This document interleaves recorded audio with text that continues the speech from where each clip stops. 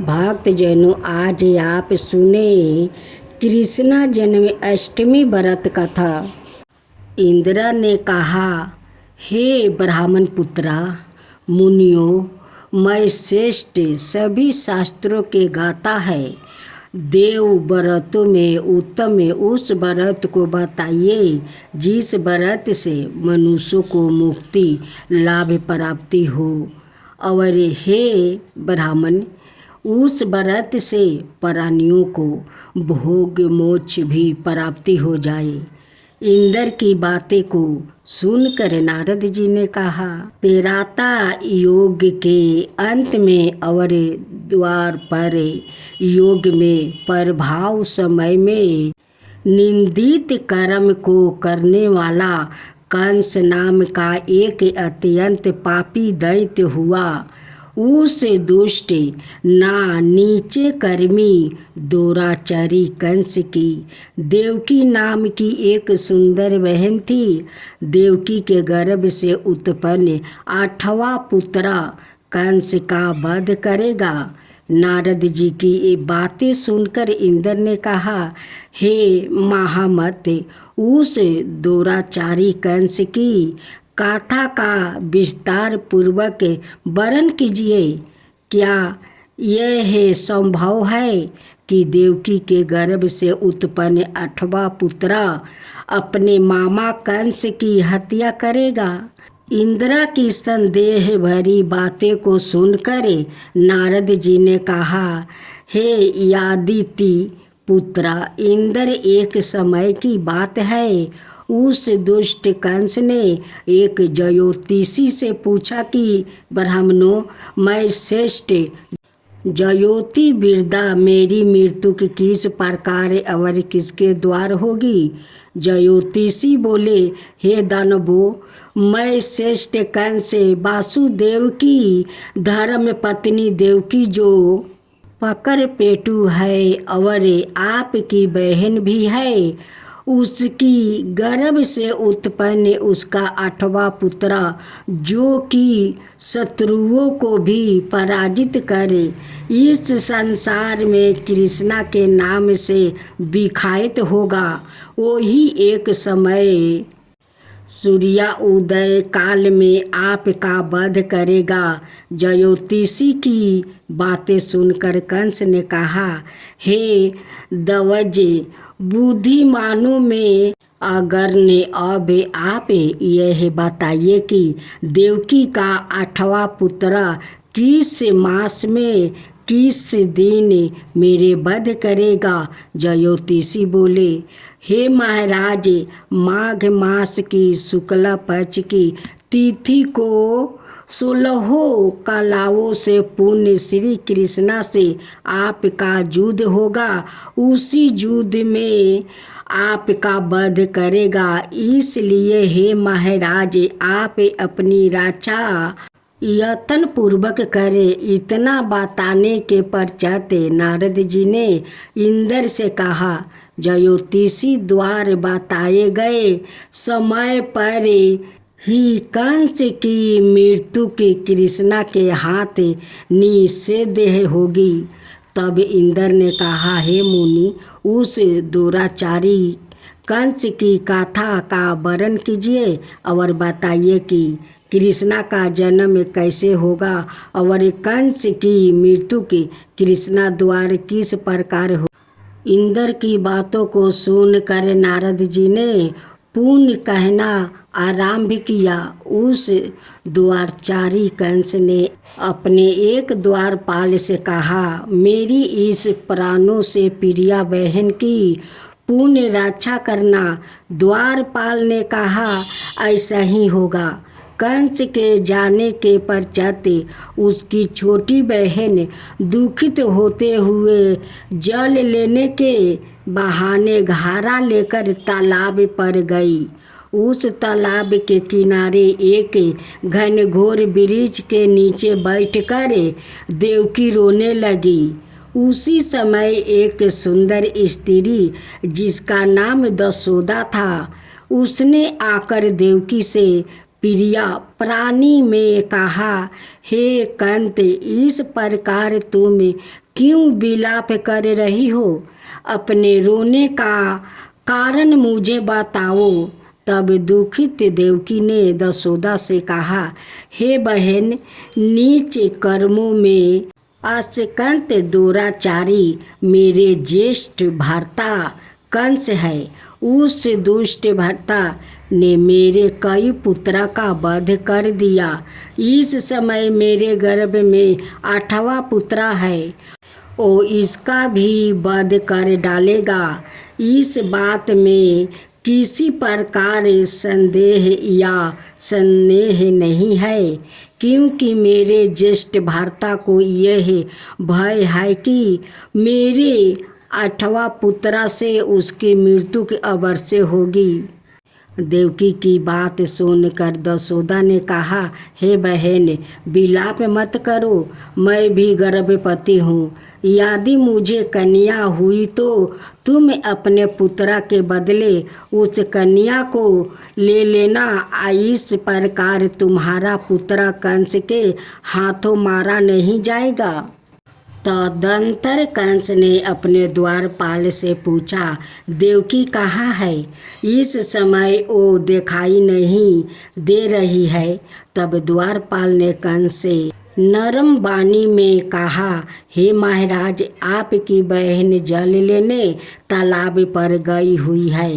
यह सुनते ही कंस क्रोधित हो उठा और उसने द्वारपाल को उसी स्थान पर जाने को कहा जहाँ वो गई हुई है। द्वारपाल की दृष्टि तालाब के पास देवकी पर नजर पड़ी। तब उसने कहा कि आप किस कारण से यहाँ आई है? उसकी बातें सुनकर देवकी ने कहा कि मेरे गिरह में जल नहीं था, जिसे लेने मैं जलसाये पर आई हूँ। इसके पश्चात देवकी अपने गिरह की ओर चल गई। कंस ने पुनः द्वारपाल से कहा कि इस गिरह में मेरी बहन की तुम पुण्य रक्षा करो। अब कंस को इतना भय लगने लगा कि गिरह के भीतर दरवाजे में विशाल ताला बंद करवा दिया और दरवाजे के बाहर दैत्यों और राक्षसों को पहरादारी के लिए नियुक्त कर दिया। कंस हर प्रकार से अपने प्राणों को बचाने के प्रयास कर रहा था। एक समय सिंह राशि के सूर्य आकाश मंडल में जलाधारी मेघ ने अपना प्रभुत्व स्थापित किया। भादो मास की कृष्णा पक्ष की अष्टमी तिथि को घनघोर अर्धरात्रि थी। उस समय चंद्रमा भी वृष राशि में था। रोहिणी नक्षत्र बुधवार के दिन सौभाग्य से संज्ञोकित चंद्रमा के आधी रात में उदय होने पर आधी रात के उत्तरा एक घड़ी जब हो जाए तो सृष्टि स्मृति पुराणों कत फल निस्संदेह प्राप्ति होता है। इस प्रकार बताते हुए नारद जी ने इंद्र से कहा, ऐसे विजय नाम का शुभ मुहूर्त में श्री कृष्णा का जन्म हुआ और श्री कृष्णा के प्रभाव से ही उसी क्षण बंदी गिरह के दरवाजे सवाए खुल गया। द्वार पर पहरा देने वाले पहरादार राक्षस सभी मूर्छित हो गए। देवकी ने उसी क्षण अपने पति वासुदेव से कहा, हे स्वामी, आप निद्रा का त्याग करें और मेरे इस 8वां पुत्र को गोकुल में ले जाए। वहाँ इस पुत्र को नंद गोप की धर्म पत्नी यशोदा को दे दो।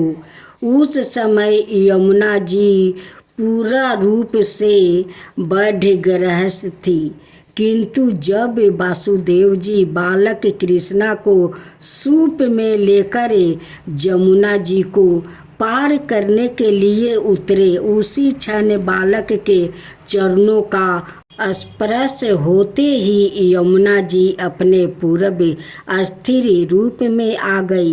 किसी प्रकार वासुदेव जी गोकुल पहुँचे और नंद के गृह में प्रवेश कर उन्होंने अपना पुत्र तत्काल उन्हें दे दिया और उसके बदले में उनकी कन्या ले ली। तत्क्षण वहाँ से वापस आकर कंस के बंदी गृह में पहुँच गया। प्रात काल जब सभी राक्षस पहरादार निंद्रा से जागे तो कंस ने द्वारपाल से पूछा कि अब देवकी के गर्भ से क्या हुआ, इस बात का पता लगाकर मुझे बताओ।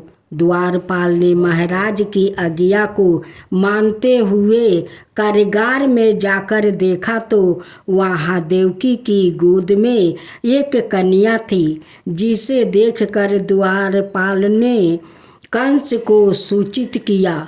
किंतु कंस को तो उस कन्या से भय होने लगा। अतः वो सवाए कारागार में गया और उसने देवकी की गोद से कन्या को झपट लिया और उसे एक पत्थर की चट्टान पर पटक दिया। किंतु वो कन्या विष्णु की माया से आकाश की ओर चली गई और अंतरिक्ष में जाकर विद्युत के रूप में परिणीत हो गई। उसने कंस से कहा कि हे दुष्ट, तुझे मारने वाला गोकुल में नंद के गृह में उत्पन्न हो चुका है और उसी से तेरी मृत्यु की निश्चित है। मेरा नाम तो वैष्णवी है। मैं संसार के कर्ता भगवान विष्णु की माया से उत्पन्न हुई हूँ। इतना कहकर वो स्वर्ग की ओर चल गई। उसी आकाशवाणी को सुनकर कंस क्रोधित हो उठा। उसने नंद जी के गृह में पूतना राक्षसी को कृष्णा का वध करने के लिए भेजा। किंतु जब वहाँ राक्षसी कृष्णा को स्तन पान कराने लगी तो कृष्णा ने उसके स्तन से उसके प्राणों को खींच लिया और वो राक्षसी कृष्णा कहते हुए मृत्यु को प्राप्ति हुई। जब कंस को पूतना की मृत्यु का समाचार प्राप्ति हुआ तो उसने कृष्णा का वध करने के लिए करम से केसी नाम का दैत्य को अश्व के रूप में उसके पश्चात हरिष्ट नाम का दैत्य को बैल के रूप में भेजा। किंतु यह दोनों भी कृष्णा के हाथों मृत्यु को प्राप्ति हुआ। इसके पश्चात कंस ने कलिया खाए नाम दैत्य को कौवे के रूप में भेजा। किंतु वो भी कृष्णा के हाथों मारा गया। अपने बलवान राक्षसों की मृत्यु के आघात से कंस अत्यधिक भयभीत हो गया। उसने द्वारपालों को आज्ञा दी कि नंद को तत्काल मेरे समक्ष उपस्थित करो। द्वारपाल नंद को लेकर जब उपस्थित हुए तब कंस ने नंद जी से कहा कि यदि तुम्हें अपने प्राणों को बचाना है तो पराजित के पुष्प ले आओ। यदि तुम नहीं ला पाए तो तुम्हारा वध निश्चित है। कंस की बातों को सुनकर नंद ने ऐसा ही होगा कहा और अपने गृह की ओर चल गया। घर आकर उन्होंने संपूर्ण वृत्तांत अपनी पत्नी दशोदा को सुनाया, जिसे श्री कृष्णा भी सुन रहे थे। एक दिन श्री कृष्णा अपने मित्र के साथ यमुना नदी के किनारे गेंद खेल रहे थे और अचानक सवाए ने ही गेंद को यमुना में फेंक दिया। यमुना में गेंद फेंकने का मुख्य उद्देश्य यही था कि वो किसी प्रकार पराजित पुष्प को ले आए। अतः वो कदम के वृक्ष पर चढ़कर यमुना में कूद पड़े। कृष्णा के यमुना में कूदने का समाचार श्रीधर नमक गोपाल ने यशोदा को सुनाया। यह सुनकर यशोदा भागती हुई यमुना नदी के किनारे आ पहुंची और उसने यमुना नदी की प्रार्थना करते हुए कहा, हे यमुना, यदि मैं बालक को देखूंगी तो भाद्रपद मास की रोहिणी युक्त अष्टमी का व्रत अवश्य करूंगी, क्योंकि दया दान साजन प्राणी ब्राह्मण कुल में जन्मे रोहिणी युक्त अष्टमी, गंगा जल एकादशी, गाय श्रद्धा और रोहिणी व्रत यह सभी दुर्लभ है। हजारों अश्वमेध यज्ञ, सहस्त्रों राजसूया यज्ञ, दान तीर्थ और व्रत करने से जो फल प्राप्ति होता है वो सब कृष्णा अष्टमी का व्रत को करने से प्राप्ति हो जाता है। यह बात नारद ऋषि ने इंदिरा से कही। इंदिरा ने कहा, हे मुनियों, मैं श्रेष्ठ नारद यमुना नदी में कूदने के बाद उस बालक रूपी कृष्णा ने पाताल में जाकर क्या किया, यह संपूर्ण वृत्तांत भी बताइए। नारद ने कहा, हे इंदिरा, पाताल में उस बालक के नागराज की पत्नी ने कहा कि तुम यहाँ क्या कर रहे हो, कहाँ से आए हो और यहाँ आने का क्या प्रयोजन है।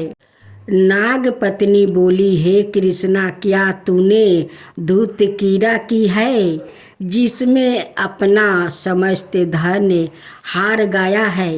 यदि यह बात ठीक है तो कंकर मटुक और मणियों का हार लेकर अपने गिरह में चले जाओ, क्योंकि इस समय मेरे स्वामी शयन कर रहे हैं। यदि वो उठ गया तो तुम्हारा भक्षण कर जाएंगे।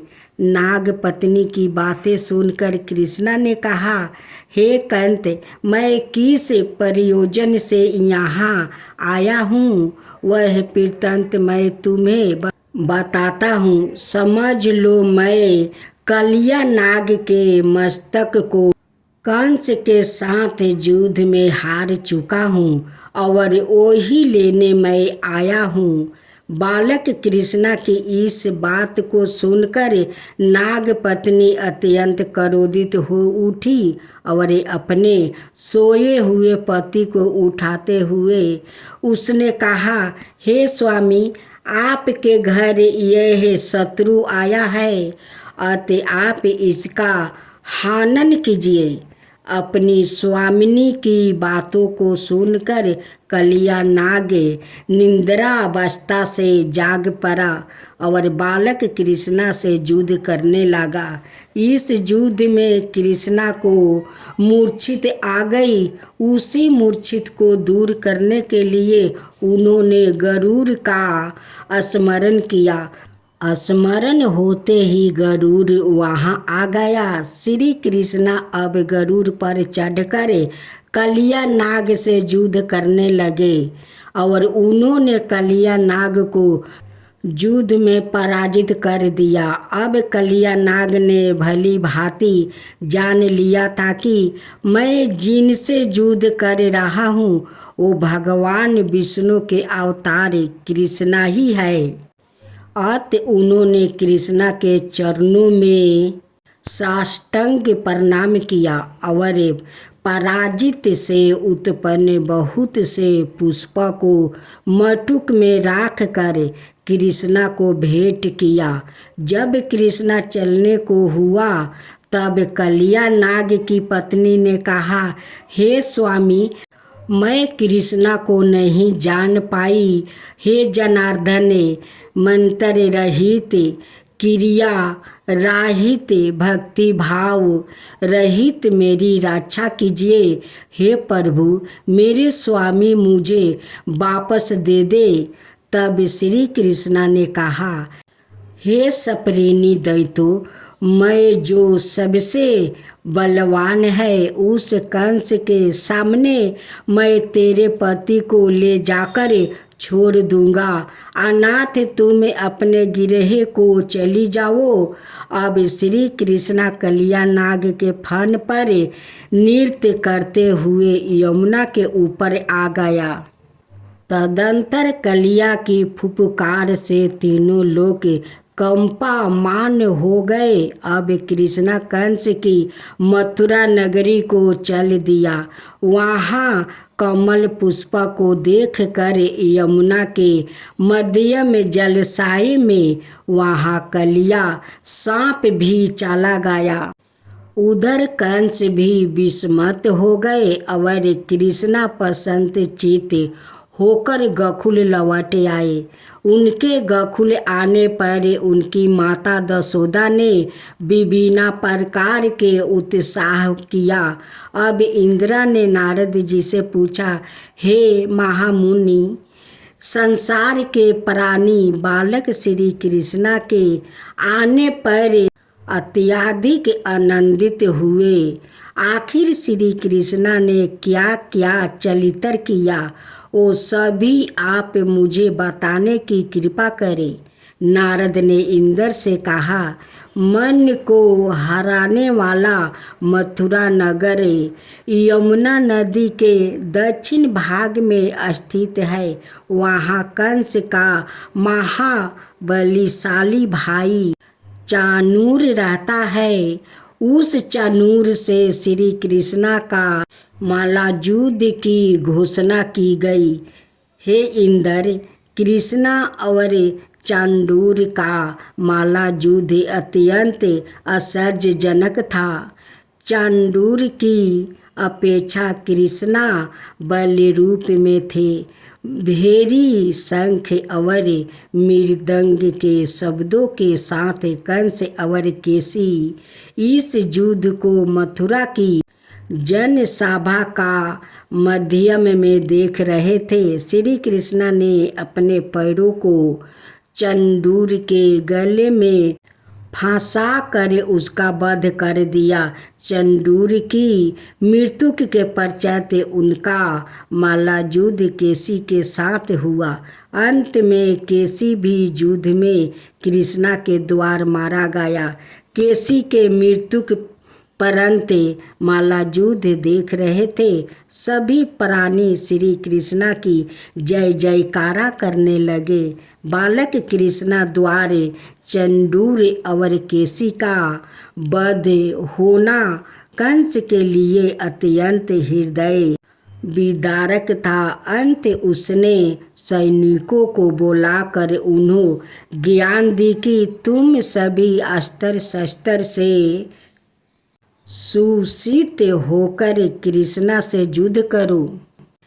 हे इंद्र, उसी क्षण श्री कृष्णा ने गरुड़, बलराम और सुदर्शन चक्र का ध्यान किया, जिसके परिणाम स्वरूप बलदेव जी सुदर्शन चक्र लेकर गरुड़ पर आरूढ़ होकर आए।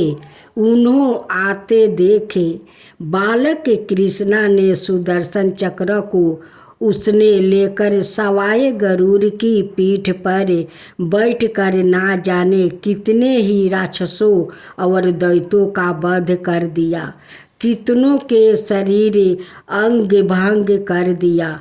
इस युद्ध में श्री कृष्णा और बलदेव ने शाखाए दैत्यों का वध किया।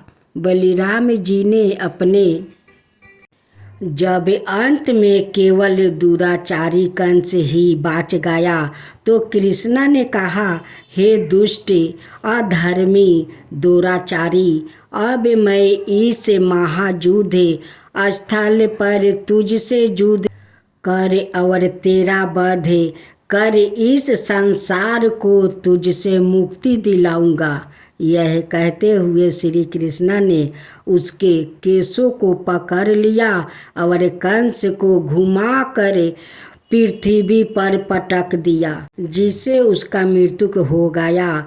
कंस के मरने पर देवताओं ने शंख घोष और पुष्पा वाटिका की वहाँ उपस्थित समुदाय श्री कृष्ण की जयकारा कर रहा था। कंस की मृत्यु पर नंद देवकी, वासुदेव, दशोदा और इस संसार के सभी प्राणियों ने हर्षपूर्वक मनाया।